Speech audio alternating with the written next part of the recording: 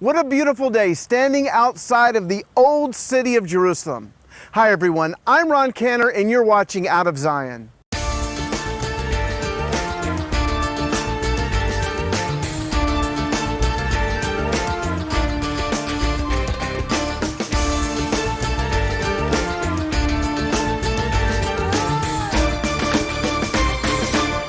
Hi everyone, I'm Ron Canner and you're watching Out of Zion on God TV.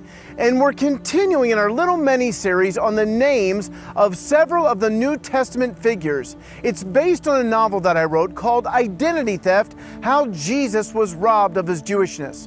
Now I've got a question for you. Why did a Jewish man get rid of his Jewish name when he began to follow the Jewish Messiah? Sounds suspect, doesn't it? Because it is.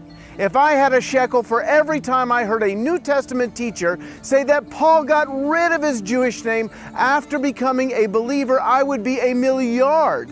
That's Hebrew for billionaire. The central author of the New Covenant, at least the letters to the congregations, was a fellow by the name of Saul of Tarsus, or Shaul in Hebrew. He was both a Jewish and Roman citizen, not to mention an Orthodox rabbi. He studied under Gamaliel, one of the most respected Jewish scholars and rabbis of his day.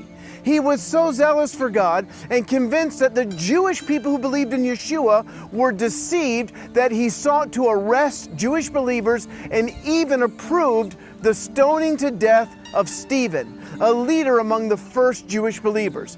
However, on his way to Damascus to arrest Jewish believers, he was knocked to the ground and blinded by a great light. By the way, there was no horse involved, not quite sure where people get that.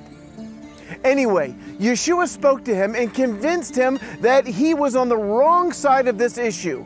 After this dramatic encounter, he became a believer and began to share the good news of Yeshua with Jewish people and then the nations. In Acts chapter 13, verse 9, it says, Saul, who was also called Paul.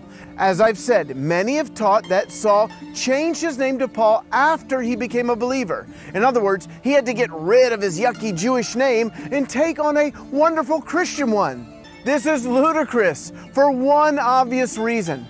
There were no Christian names in the first century. Roman heritage was a pagan, polytheistic heritage. The reason the name Paul became a popular Christian name was because of Paul.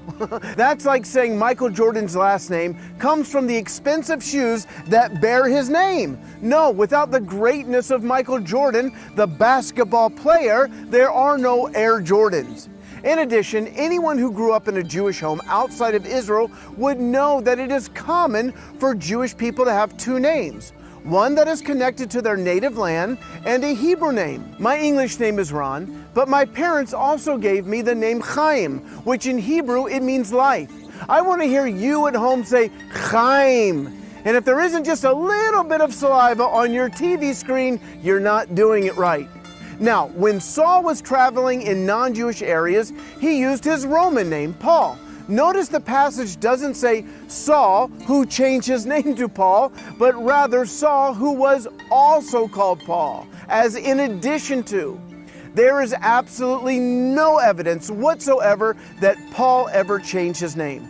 Ron, what is the big deal? Now that's a great question, for which there is an answer. You see, the enemy has worked hard to blind the eyes of Jewish people to the fact that Yeshua is Israel's Messiah. However, the ancient church helped by de-Judaizing many of the central figures of the New Testament. Paul is not presented as Saul, a learned rabbi who followed the Jewish Messiah, but as a former Jew who started a new foreign religion opposed to Judaism. Certainly this was not the case, for he states in Acts addressing the Jewish leaders, "For this reason, therefore I have called you, because for the hope of Israel I am bound with these chains." Saul was not suffering for a new religion, but the hope of Israel. Let's expose this identity theft and present Yeshua to the Jewish people in his original Jewish Hebraic context.